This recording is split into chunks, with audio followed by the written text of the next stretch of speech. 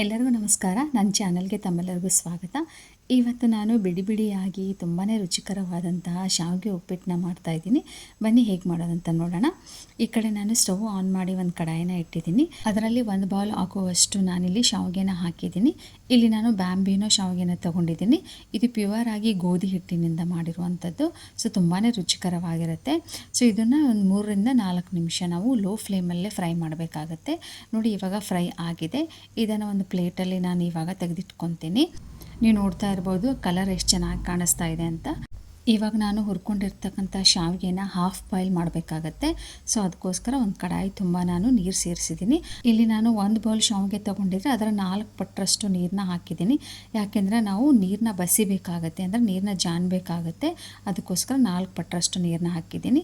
ನೀರು ಸ್ವಲ್ಪ ಕುದಿ ಬಂದಮೇಲೆ ಅದಕ್ಕೆ ನಾನು 2 ಸ್ಪೂನ್ ಆಗುವಷ್ಟು ಎಣ್ಣೆನ ಸೇರಿಸಿದ್ದೀನಿ. ಶಾವಿಗೆನ ಒಂದಕ್ಕೊಂದು ಅಂಟ್ಕೋಬಾರ್ದು ಅಂತ ನಾನು 2 ಸ್ಪೂನಷ್ಟು ಎಣ್ಣೆನ ಹಾಕಿದ್ದೀನಿ. ಹಾಗೆಯೇ 1/4 ಟೀ ಚಮಚದಷ್ಟು ನಾನಿಲ್ಲಿ ಉಪ್ಪನ್ನು ಸೇರಿಸ್ತಾ ಇದ್ದೀನಿ. ಸ್ವಲ್ಪ ಕುದಿ ಬಂದಮೇಲೆ ನಾನಿಲ್ಲಿ ಹುರ್ಕೊಂಡಿರ್ತಕ್ಕಂಥ ಶಾವಿಗೆನ ನಿಧಾನಕ್ಕೆ ಸೇರಿಸ್ಕೊತಾ ಇದ್ದೀನಿ.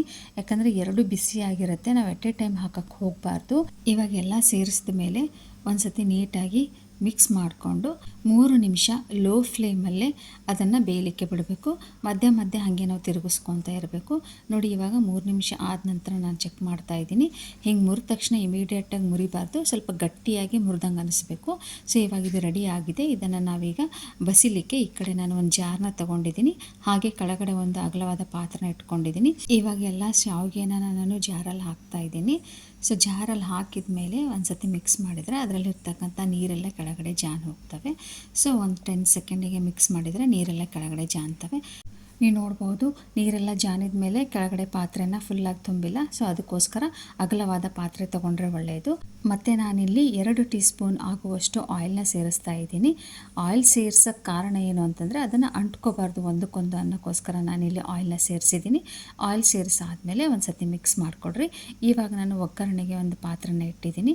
ಅದು ಬಿಸಿ ಆದಮೇಲೆ 2 ಟೀ ಸ್ಪೂನ್ ಆಗುವಷ್ಟು ನಾನಿಲ್ಲಿ ಎಣ್ಣೆನ ಹಾಕಿದ್ದೀನಿ. ಎಣ್ಣೆ ಕಾದ್ಮೇಲೆ ನಾನು 1 ಟೀ ಸ್ಪೂನ್ ಆಗುವಷ್ಟು ಜೀರಿಗೆನ ಹಾಕಿದ್ದೀನಿ. ಹಾಗೆಯೇ ಅರ್ಧ ಟೀ ಸ್ಪೂನ್ ಆಗುವಷ್ಟು ನಾನಿಲ್ಲಿ ಅಜ್ವಾನ್ ಅಂದರೆ ಓಂಕಾಳನ್ನ ಸೇರಿಸ್ತಾ ಇದ್ದೀನಿ. 2 ಸ್ವಲ್ಪ ಬಿಸಿ ಆದಮೇಲೆ ಸಣ್ಣದಾಗಿ ಕಟ್ ಮಾಡಿರ್ತಕ್ಕಂಥ ಒಂದು ಈರುಳ್ಳಿನ ಸೇರಿಸ್ತಾ ಇದ್ದೀನಿ. ಲೈಟಾಗಿ ಈರುಳ್ಳಿ ಕಲರ್ ಚೇಂಜ್ ಆಗೋವರೆಗೂ ಮೀಡಿಯಂ ಫ್ಲೇಮಲ್ಲೇ ಫ್ರೈ ಮಾಡ್ಕೋಬೇಕು. ನೋಡಿ, ಈರುಳ್ಳಿ ಕಲರ್ ಚೇಂಜ್ ಆಗಿದೆ. ಇವಾಗ ನಾನು ಸ್ವಲ್ಪ ಗೋಡಂಬಿನ ಕಟ್ ಮಾಡಿಕೊಂಡು ಹಾಕ್ತಾ ಇದ್ದೀನಿ. ಇದು ಕ್ವಾಂಟಿಟಿ ಹೆಚ್ಚು ಕಡಿಮೆ ನೀವು ಮಾಡ್ಕೋಬೋದು. ಗೋಡಂಬಿ ಹಾಕಿದ ಮೇಲೆ 1 ನಿಮಿಷ ಮೀಡಿಯಂ ಫ್ಲೇಮಲ್ಲೇ ಫ್ರೈ ಮಾಡ್ಕೊಳ್ಳೋಣ. ಇವಾಗ ನಾನಿಲ್ಲಿ ಸಣ್ಣದಾಗಿ ಕಟ್ ಮಾಡಿರ್ತಕ್ಕಂತಹ ಬೀನ್ಸ್ನ ಸೇರಿಸ್ತಾ ಇದ್ದೀನಿ. ಈ ಬೀನ್ಸ್ ಕಂಪ್ಲೀಟಾಗಿ ಆಯಿಲಲ್ಲೇ ಸಾಫ್ಟ್ ಆಗಬೇಕು. ಸೊ ಹಾಗಾಗಿ 2ರಿಂದ 3 ನಿಮಿಷ ಅದನ್ನು ಫ್ರೈ ಮಾಡ್ತಾನೆ ಇರಬೇಕಾಗತ್ತೆ. ನೋಡಿ, ಸಾಫ್ಟ್ ಆದಮೇಲೆ ಇವಾಗ ನಾನಿಲ್ಲಿ ಸಣ್ಣದಾಗಿ ಕಟ್ ಮಾಡಿರ್ತಕ್ಕಂತಹ ಕ್ಯಾರೆಟ್ನ ಸೇರಿಸ್ತಾ ಇದ್ದೀನಿ. ಇಲ್ಲಿ ನಿಮ್ಮ ತರಕಾರಿ ಕ್ವಾಂಟಿಟಿನ ಹೆಚ್ಚು ಕಡಿಮೆನ ಮಾಡ್ಕೋಬಹುದು. ಸೊ ಕ್ಯಾರೆಟ್ ಹಾಕಿದ ಮೇಲೆ ನಾವು 1 ನಿಮಿಷ ಮತ್ತೆ ಫ್ರೈ ಮಾಡಬೇಕಾಗತ್ತೆ. ಅದಾದಮೇಲೆ ನಾನಿಲ್ಲಿ ಬಟಾಣಿನ ಸೇರಿಸ್ತಾ ಇದ್ದೀನಿ. ಇದು ಹಸಿ ಬಟಾಣಿ ಅಲ್ಲ, ಒಣ ಬಟಾಣಿ. ನಾನು ರಾತ್ರಿ ನೆನೆ ಹಾಕಿ ಬೆಳಿಗ್ಗೆ ಸ್ವಲ್ಪ ಉಪ್ಪು ಹಾಕಿ ಕುದಿಸಿದ್ದೀನಿ. ಹಾಗೆಯೇ ಅರ್ಧ ಟೀ ಸ್ಪೂನ್ ಆಗುವಷ್ಟು ಅರಿಶಿಣ ಸೇರಿಸಿದ್ದೀನಿ. ನಂತರ ರುಚಿಗೆ ತಕ್ಕಷ್ಟು ಉಪ್ಪನ್ನು ಹಾಕ್ತಾ ಇದ್ದೀನಿ. ಅದಾದಮೇಲೆ 2 ಟೀ ಸ್ಪೂನ್ ಆಗುವಷ್ಟು ನಾನಿಲ್ಲಿ ಅಚ್ಚ ಖಾರದ ಪುಡಿನ ಸೇರಿಸ್ತಾ ಇದ್ದೀನಿ. ನೀವು ಬೇಕಾದರೆ ಹಸಿ ಮೆಣಸಿಕಾಯನ್ನು ಹಾಕೋಬಹುದು. ಮಸಾಲೆನ ಸೇರಿಸಿದ ಮೇಲೆ ಒಂದು ಸತಿ ಮಿಕ್ಸ್ ಮಾಡಿಬಿಟ್ಟು ಮುಚ್ಚಳ ಮುಚ್ಚಿ 1 ನಿಮಿಷ ಅದನ್ನು ಬೇಯಲಿಕ್ಕೆ ಬಿಡೋಣ.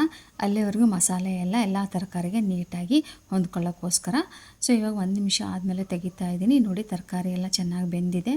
ಕಲರ್ ಕೂಡ ತುಂಬಾ ಚೆನ್ನಾಗಿ ಕಾಣಿಸ್ತಾ ಇದೆ. ಆಯಿಲ್ ಕೂಡ ಅಷ್ಟು ಜಾಸ್ತಿ ಅನ್ನಿಸ್ತಾ ಇಲ್ಲ. ಸೊ ಇವಾಗ ನಾವು ಬಸಿದು ಇಟ್ಟಿರ್ತಕ್ಕಂತಹ ಶಾವಿಗೆನ ಸೇರಿಸ್ತಾ ಇದ್ದೀನಿ. ನೋಡಿ, ಶಾವಿಗೆನ ಸೇರಿಸಿ ಆದಮೇಲೆ ಒಂದು ಸತಿ ನೀಟಾಗಿ ಎಲ್ಲನೂ ಹೊಂದ್ಕೊಳ್ಳೋ ಹಾಗೆ ಮಿಕ್ಸ್ ಮಾಡಬೇಕು. ನೋಡಿ, ಎಲ್ಲ ಮಿಕ್ಸ್ ಆಗಿದ್ಮೇಲೆ ಈ ರೀತಿ ಕಾಣಿಸ್ತಾ ಇದೆ.